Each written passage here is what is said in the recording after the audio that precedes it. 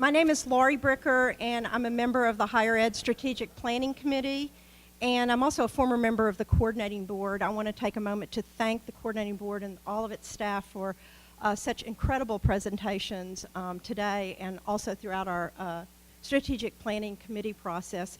I also want to take one moment to acknowledge someone, Dr. Martin Balsaldua, who is a member of our Strategic Planning Committee, but he was also on the Coordinating Board and chaired Closing the Gaps from 2000 to 2015 and was the catalyst for all of the successes that we're seeing in the state. Martin?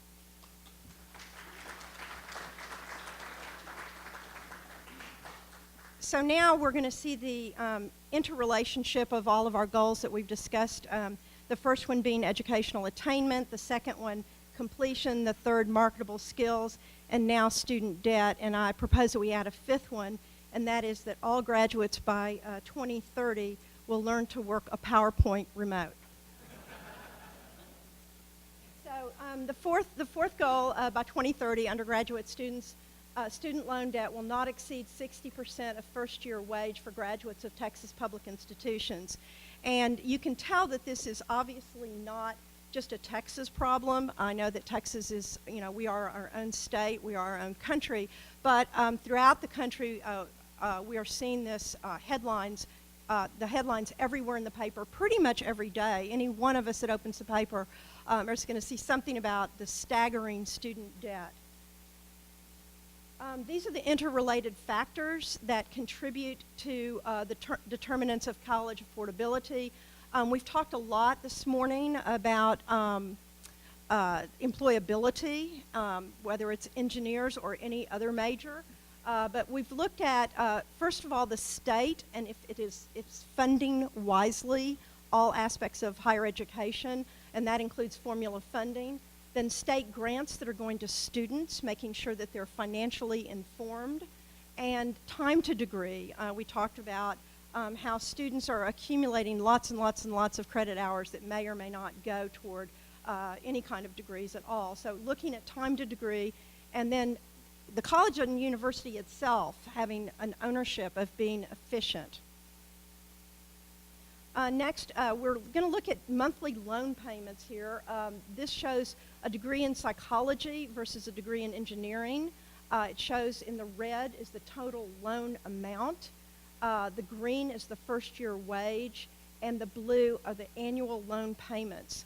So you can see the difference between, and we've kind of talked about this a lot, the engineering degree versus the psychology degree, just by virtue of an example of not only employability, but wages and the ability to pay those wages back. And finally, student debt.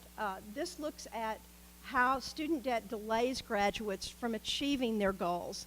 A college graduate with debt taking 8 years, a college graduate without debt taking 2 years, and a high school graduate 19 years.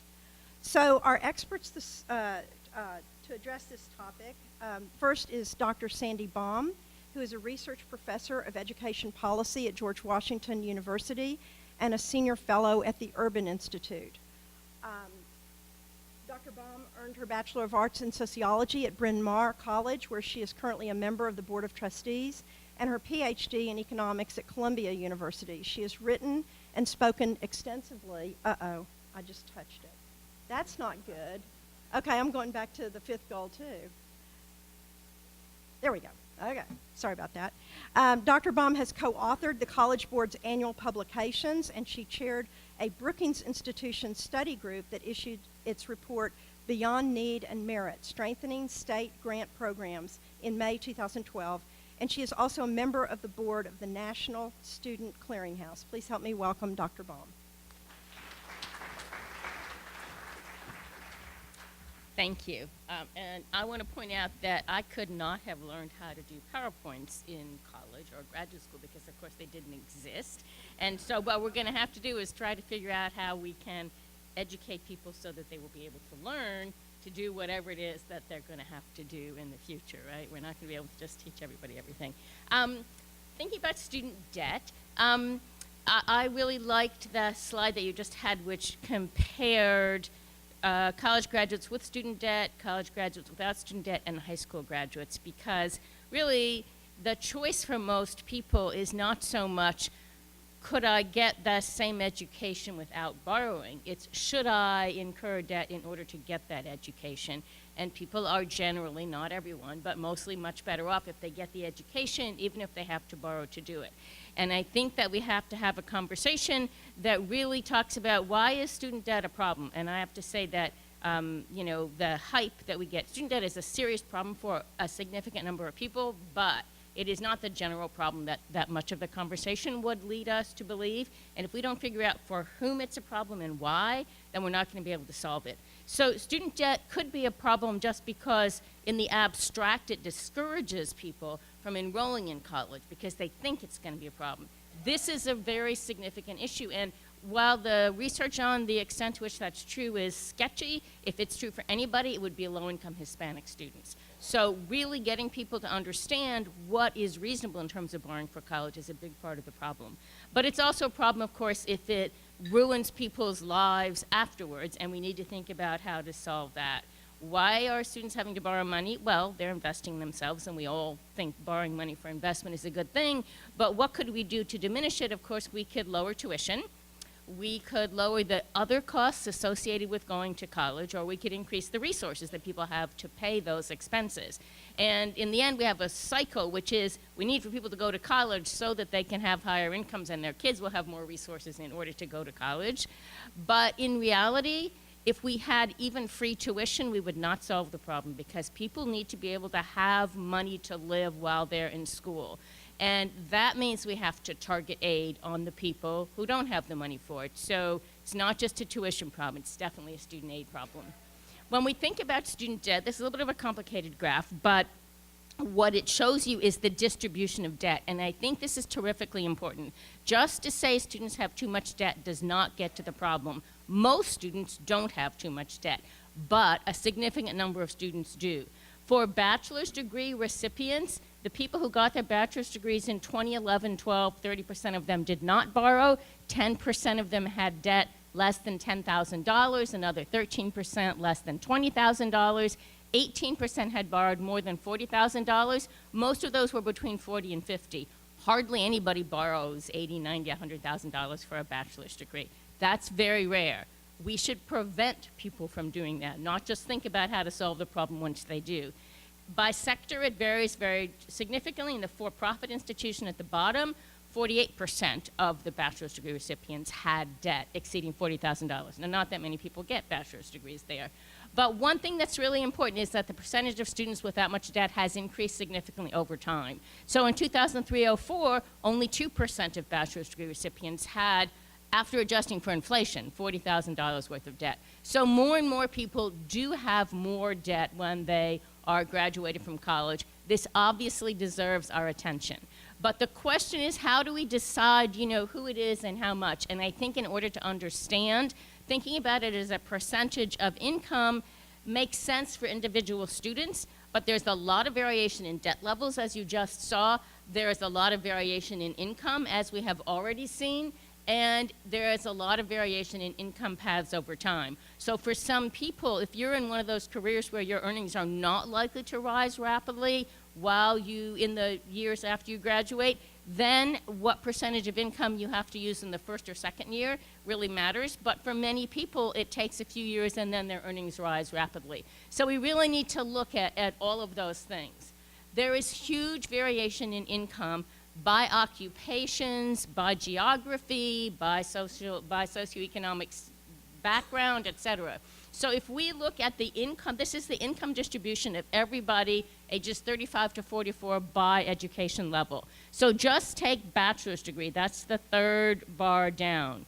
So 31% of those people in 2011 had incomes $72,500 or higher. But all these people below that, I mean, there are just a lot of people who had lower incomes. So how do we deal with the fact that, like, what helps the average person is going to be, if we were to subsidize that person more, the people at the top wouldn't need it so much, and the people at the bottom, it wouldn't be enough, right? So the variation, and part of this is what we just saw, the variation in earnings between teachers and engineers. The solution is not for everyone to be an engineer. The solution is to acknowledge that there's going to be considerable variation in earnings and think about student debt in relationship to that earnings that's going to continue.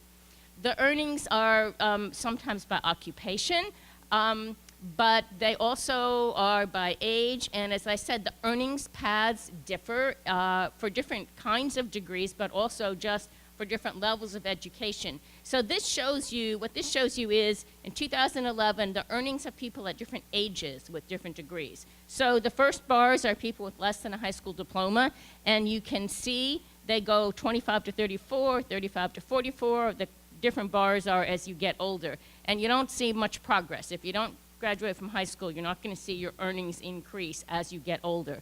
But as your level of educational attainment increases, you are more likely to see increases in earnings as you get older. That's very significant in terms of thinking about student debt, right?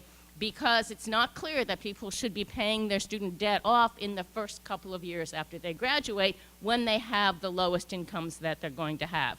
We need to think about that. Fortunately, the federal government is doing a pretty good job of thinking about those patterns of repayment. This is the earnings paths just illustrated differently. This shows you, again, as you move across by ages, what happens to the earnings paths, and you can see pretty clearly that dotted blue line is bachelor's degrees. You can see how much more rapidly, how much steeper the earnings curve is for people with bachelor's degrees than it is, for example, for people with associate degrees, some college, no degree. So again, thinking about how people pay back their student loans, we really need to think about that.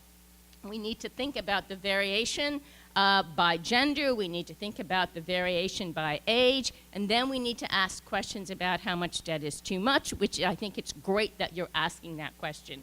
But the reality is that the answer to that question is very different, depending on what type of degree you have, on what your field of study is, what age you are. I mean, we've just been talking about how important it is to get older people to go back and finish their college education.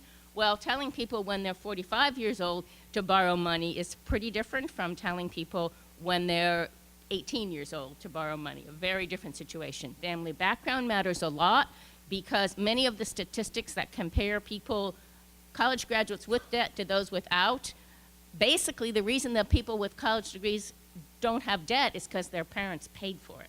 And if their parents paid for it, then their parents are also giving a down payment for a house and giving them lots of other advantages. If you have money in your background, you can pay off your debt much more easily. Your parents might even help you. Undergraduate and graduate degrees matter. So I think when we think about reducing debt, I mean, it's good. Everybody wishes that it were all free, although they don't really want to pay the taxes later on in life that would be required to make education free, right? I mean, somebody's got to pay for it in some way. So we really have to ask the question, I think, about for whom should tuition be lower? For whom should we be, sorry for the typo there, for whom should we be covering living expenses? How should we be targeting our financial aid? And we need to think about that in the context of the changing composition of the student body. And I think that one really important thing is that too much of the discussion about student debt is about, here are these people with debt. What do we do to help them? And of course, what we have to do is we have to think about it in advance so that people borrow wisely, so that people choose their educational paths wisely, and so that they make choices about how to pay for those educational paths that don't get them into this much trouble. And I think we don't have enough conversation about that. But student debt in and of itself is something that has helped us a lot. Many more people have educational opportunities because they borrow. We need to help make sure that they do that wisely and that people who get into situations beyond their control that make what looked like wise borrowing unwise get support. Thank you.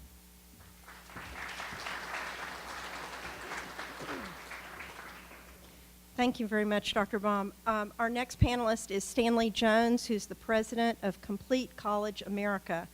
Complete College America is a new organization focused on working with states to develop policy that supports increased completion of college degrees, especially for underrepresented youth.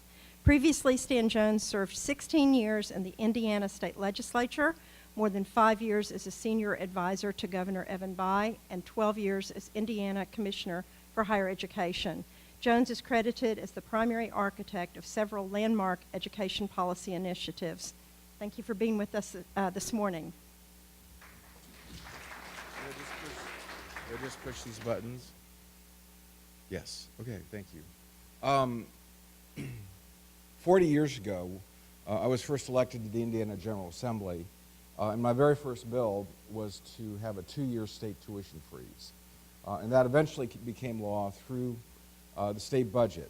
And ever since that time, affordability has been a chief concern of mine, if not my main concern. But I can tell you it's been a losing battle for the last 40 years for many, many states, for most states. And every decade, the cost of tuition doubles and debt triples. At Complete College America, we're taking a different approach to the affordability issue. We work now with 35 states, including Texas, which we're pleased was one of our founding states. But we approach this from a completely different standpoint that I want to share with you. Most of the assumptions that we deal with in higher education is about the emphasis on sending more people to college, access, about making it more affordable. There's so little focus, and everybody kind of believes if we send them, they graduate, and if we send them, they graduate on time, and neither one of those things happen to be true at all. This is Texas data, and usually when I give states data, they said, well, that doesn't apply to us, that's not our data. This is Texas data. And so you can see these are the graduation rates for the institutions in Texas, and you can see that we have, as I say, a lot of upside potential. It's the positive way of looking at these very negative numbers in terms of what we can do. And so obviously when people don't graduate and they have debt, then it takes a long time to pay that debt off. Additionally, and this I thought was amazing, I did not know that until we started collecting data from 30 states, but students rack up an incredible amount of credit hours. Many, many more than they need to graduate. Some are because program requirements have increased unnecessarily. Some students are taking the wrong courses. But that is a lot of money that's represented here, and consequently, a lot of debt that's represented here. This I also knew. I didn't know quite to the extent that I know now that these are full-time students that take almost 5 years to get a 2-year degree. Almost 5 years to get a 2-year degree. Now, how much debt in tuition and lost opportunity do we think that that costs? And an additional year to get a bachelor's degree. And this is an average bachelor's degree, so if you separated your flagship from the other 4-year institutions, that number would go up in terms of the additional years for your non-flagship institutions. And this, of course, is even more stunning. Hardly anybody graduates on time. Of the 580 4-year institutions in the country, the top 580, only 50 graduate half their students on time. So obviously, every year that you take, every additional credit that you take that you don't need, that's additional money, that's additional debt, and that's additional lost opportunity to be in the workforce where you could start paying that debt back. These are two recent studies, one done here in Texas and one by Temple University in Pennsylvania, that shows the difference in debt incurred based upon on-time versus taking longer to graduate. You can see the dramatic difference. And so I guess essentially what I'm saying is we have a broken system. And to assume that our issues are that we need to send more people to college and assume that they will graduate is just completely wrong. They don't graduate, and hardly any of them graduate on time. And so they incur more debt and have less ability to pay that off. We have developed at Complete College, I say we're not writing the book on 101 things you can do about college completion or to fix these issues. We focused on what we call 5 game changers. Texas has tried and will continue to try to pass performance-based funding, a lot of support with the business community. and I know with the Texas Higher Education Coordinating Board has been behind this effort, and they need to do that. Remediation, 60% of all your students in community colleges start in remedial work, and most of those students, that's the first course they take, and that's the last course they take. When a student finds out they're assigned to remediation, 30% of those students quit on the spot. So when we talk about access, for a lot of students, we're talking about access to remedial courses. We're not talking about access to college. And if we talk about equity, which I know is very important in this state especially, we should be talking about equity on graduation day, not just equity on the first day you enroll in classes. Very quickly, this is what remediation looks like now at most community colleges in Texas, throughout the country. Most students at community colleges start in remediation. And they immediately cut in half their chances of graduating.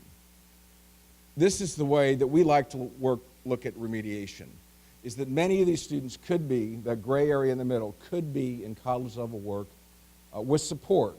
And we supported Texas with $1 million grant. Somebody can help me here. Let's see. Texas State University, St.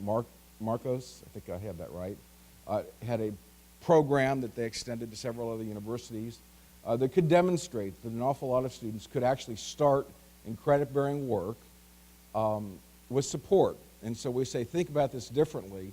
Think about remediation not as a prerequisite, but as a co-requisite, kind of just-in-time support. And you get dramatic differences. The next game changer that we talk about is credit accumulation. Most students in this country, going full-time, if you ask, people have told me this, let's say you were all students, if I ask you, do you intend to graduate in 4 years, almost all of you would raise your hand. If I ask you how many of you are taking 15 or 16 credit hours or more, only about a third of you would raise your hand. So basic math is a problem we have with students who start college, and a problem we have with counselors who advise students to take 12 credit hours, and the advisors aren't paying for that 5th year of college. Somebody else is. And so, overwhelmingly, there are more people taking 12 credit hours in this country than 15 as starting students. And you can see the dramatic difference. If you're not getting at least 24 credit hours a year, then you're not graduating. This is, I think, will be news to most people, although the mathematicians in this country have known this for probably 30 or 40 years. The purpose of college algebra is to prepare you for calculus. It is not to prepare you for a degree in journalism. It is not to prepare you for a degree in tourism. It's not to prepare you for a degree in psychology. It's to prepare you for calculus. And so if calculus is not in your program, and it's really only in engineering, some of the STEM programs, and business, some of the business programs, less than 10% of the students in this country should be taking college algebra. And yet it is the de facto requirement for most colleges. So your work here in Texas, Uri Treisman at the Dana Center have developed these math pathways in statistics and quantitative reasoning that are being introduced, I think, at least 50 community colleges throughout the state of Texas, and kind of leading the way there. But changing the perspective on mathematics is very important. And then finally, most students have no clear path to graduation. A quick comparison, nursing, if you sign up to be a nurse, your courses are laid out for you. And you can't say, I'm a little queasy about blood, could I swap that for a different class? The nurses will say, no, that's not happening. I was an engineering student, and I had to take calculus my first year. I had to take physics. I had to take chemistry. Those were not options. And probably because the nature of engineering, it was a fairly prescriptive program that I had. More programs could be that way, and more students would graduate on time and have a clearer path to graduation. And finally, for the bold, this is the simplest thing to understand and the hardest thing for people to do. But there's overwhelming evidence that if students went to courses like they go to school or like they go to work, like from 8:30 to 2:30, 8:30 to 3:30, Monday through Friday, they would double and triple their graduation rates. In the places that happens around the country, that is true. And it's as simple as, and this is New York City, but I've got examples from Tennessee. You raise your hand and they say, Stan, you want to go to school in the morning or the afternoon, a morning block or an afternoon block? And that doubles and triples the graduation rates. So all these things can be done, but our approach about affordability and debt is graduate more students, graduate more of them on time, and they'll be able to incur less debt, and they'll be actually able to pay it back. And there are proven ways in this country, some of this is happening in Texas, that this can happen. Thank you very much.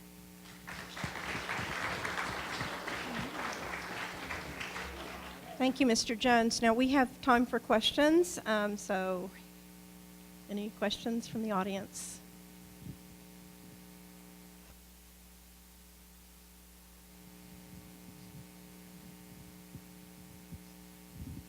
So I think you nailed it. 12 times 8 never equals 120. Yet we have a federal policy that says somehow that's permissible. Why not have a rolling or moving average of 15? And the question is, if 15 is too heavy, what are you doing the extra 161 hours a week with your time? So a lot of these people are not very good time managers. They're not focused. Do we really need to be more prescriptive and say, this is your track for the first year, this is your track for the second year? Once you get that first 60 hours, then we'll let you make some choices. And why don't we measure things in 4-year degree or 2-year degree completion? Why are we letting everybody off the hook? Because they're obviously very, very poor results at 6-year completion. So why don't we just go poor results at 4-year completion and be intellectually honest? Yes, I agree. And let me just say that I think that it's really important for the states to be taking responsibility on this, because at the federal level, there's tremendous resistance to this idea that students need to accumulate more credits. I mean, a number of years ago, I sort of made a public statement about that the Pell Grant program, of course, says you're full-time if you take 12 credit hours. And it makes no sense at all. Of course, if you take 15, you should get more money. You get more if you take 12 than if you take 9. And people didn't speak to me for months in Washington in the advocacy community because they're worried about, well, what about students who can't take 15 credits? And there will always be students who can't take 15. But that doesn't mean we shouldn't fund students amply to take 15. It doesn't mean we shouldn't encourage students to take 15. And it has been very surprising to me that people don't seem to understand that, like if you just frame it as we're gonna give you more money for 15, you get more support than if you say we're gonna give you less money for 12 than for 15. I mean, obviously, they go the same way, but it's very surprising. So I think there are proposals on the table at the federal level for the Pell Grant program. What they should do is they should give you the money to take the credits you need, and you should be able to do it as quickly as you can. Now, you could get 5 full Pell Grants if you take 5 years with 12 credits a semester. We're only going to give you 4 full Pell Grants. We're going to give you less money if you graduate on time. But the federal government is moving this direction, but I think that the states get this better, and state policy just has to be designed in this way. So everything you said is correct. I do talk to Sandy because I agree with everything she says about what we need to do with the Pell Grant. I want to give you very quickly 3 examples in this country about why this can be done. There's a program we call 15 to Finish, which is essentially start out by taking at least 15 credit hours. Started in Hawaii. Anybody that knows about Hawaii education knows that those students are very poor. Many have native Hawaiians. They went from about 25 or 26% full students starting taking 15 credit hours to over 51% in the first year. 2 other places, University of Akron, commuter campus, IUPUI in Indianapolis, over 30,000 undergraduates, also a commuter campus. Purdue Calumet outside Chicago in Indiana, also a commuter campus. Within 2 years, they've all gone from 25 to 27% to almost to 63%. IU Bloomington, which is one of our flagships, is at 64%. So this says, this is cultural. It says we are babying these students by saying, don't take 15, it might overwhelm you. Now, we're not suggesting that every student needs to take or can take 15 or 16 credit hours. But when you only have 25 or 26% of your incoming full-time freshmen taking 15 or 16 credit hours, something's clearly wrong. And at these commuter institutions that have literally doubled this within 1 or 2 years, it can happen. It can happen in Texas. I had a comment and question that I think one of the issues with student debt is that it looks like a big expense. Maybe we ought to look at it as an investment, because if you were to get a little more debt and graduate a year earlier, your payout could be much different than if you keep stringing this thing out. So I think this idea of getting away from the 12 business into 15 or what it takes you to get out in 4 years, and then the fiscal responsibility of looking at it as an investment rather than an expense would be of benefit. Go ahead. No, you go ahead. Well, if I could briefly speak to this, and people like Mark Snyder, who I think is still here, know a lot more about this than I, but there was a recent study essentially that said you need to pay attention to what degree you're getting. Because if I go buy a car, buy a house, then I'm willing to go into debt at different levels depending on that car or that house that I'm buying. And so you do need to pay attention. If you go to an expensive a liberal arts college and get a degree in teaching and finance that mostly with debt, it's going to take you a long time to pay that debt off. So yes, graduating on time, but paying attention to the kind of degree, but you've got to get up in the morning and love what you do. And so if what you love, what you do is being a minister, be a teacher, then you should do that, but do it with your eyes open about how much debt you can take on. And I think that your point about getting people to think about this as an investment is critical, and I think everybody in this room, I mean, the whole reason we're here having this conversation is because we know what an important investment post-secondary education is, but I actually think that the public discourse about student debt is doing damage to that perspective, because all you ever see is crushing student debt. That's the word of today, is crushing, right?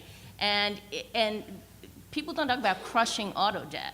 But the reality is that most people, borrow money, the same amount they would borrow for a bachelor's degree to buy a car, and they pay it off over 5 years, and then the car is gone, and they have to borrow again and buy a new one. So obviously, people understand about debt for consumption over time. People don't think you should have the money up front to start a small business. You're supposed to do a good business plan and see what the rate of return will be. And most small businesses, by the way, fail. But we still think it's a good idea for people to borrow money and invest in that. So we have to help people to understand that what they need is actually a good business plan, right? And this goes to what you just said. You shouldn't just say, oh, I'm just going to borrow money and see what happens. But you should think about what you're doing, and you are investing in yourself. And in a way, we do in order to get students not to borrow excessively, we maybe are moving in the direction of getting them to think that all debt is bad, and then we discourage them from getting an education or from borrowing to get through quickly. Yeah, I can't let this pass because I'm old enough to remember these stories where a university president would stand up in front of our committee in the legislature and say, getting a four-year college degree is no more expensive than getting a car. Now, they meant a Chevy. Now, and this is true. About 5 years ago, the PR person for the University of Illinois in Champaign-Urbana said, getting a degree here is no more expensive than getting a Lexus. They actually said that. One of my commissioners, when I was the commissioner in Indiana, turned to me and said, well, I send my kids to private schools, and that's like pushing a Lexus off the cliff every year. So there is no question that investing in higher education is key, and it's worth going in debt to do that. But also, this has just gotten way out of control. Are there examples throughout the country that you all have seen of corporations and businesses investing in loan forgiveness? If a graduate sticks with their business for a certain amount of years that they've hired, that they will do loan forgiveness? Yeah, I mean, there are companies that certainly do that. The government does that. and I think, I mean, loan forgiveness is a good thing, but it's not as good a thing as it sounds. Like, one of my sons, I will tell you, had a job on the Hill and got his loans paid off very quickly. And if he had not borrowed, and his borrowing was pretty much discretionary, he would have just lost that compensation, right? So that's a sort of an issue of, you know, how do you make sure that you protect people, but that's a form of compensation, and we need to get businesses involved, and certainly if we want to get people to go into low-paying occupations, which we do, we have to think about associating it with that. Yeah, I want to make a point relative to this block schedule that I talked about. You know, most people say, well, you know, Stan, people can't do this because, you know, they work. Well, there's this picture in our head that people go to work full-time and then are squeezing in an education. The truth is that 70% of the people that work, they work so they can go to school. And so they're working at McDonald's, they're clerking at this hotel. You know, my bet is if you ask a lot of these young people that work at this hotel or McDonald's or any fast food places, they're going to school. And so they're patching together these part-time jobs. If you had a block, if I went every morning from 8 to 1 o'clock, I could then go to my employer and say, this is my schedule, I can work. And so you make it easier for people to work, and by doing that, earn money and avoiding debt. And so somehow how we structure these schedules can really make a difference. And then rather than work being an impediment, it can be complementary. Other questions? We have 1 minute left, so one more question. Yes. Wait for the microphone. Is there a mic near you? Okay. Oh, ask it in the workshop, I've been told. Okay. So I want to thank Dr. Baum and Mr. Jones, and tell you that from 11:30 to 12:15 in the DeWitt room is No, they've changed? You'll do it. She'll do it.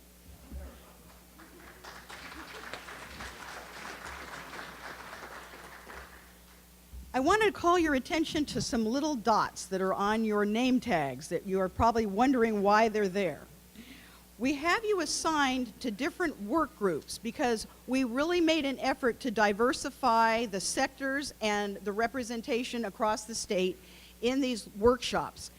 If you have a blue dot on your name tag, you have been assigned to the educational attainment goal in the DeWitt room, right across the hall here. If you have on your name tag a little red dot, you've been assigned to the completion goal in the DeSalva room, again, right across the foyer here. If you've gotten a little yellow dot, you've been assigned to the marketable skills goal, and that is in the Robertson room, again, right across the hallway. If you've been assigned a green dot, you have been assigned to the student debt conversation, and that is in the Austin room at the very end of this little area here. If you do have a colored dot, we really would appreciate your participation in the workshop that you've been assigned, because we really are making an effort to get feedback from the different sectors across the state. If you are a presenter or a staff person, you already know what goal you have been assigned. If you have no dot, that means that you are free to go where you wish. And with that, if you will go ahead and take a quick break and then go right across to your area, we'll get going.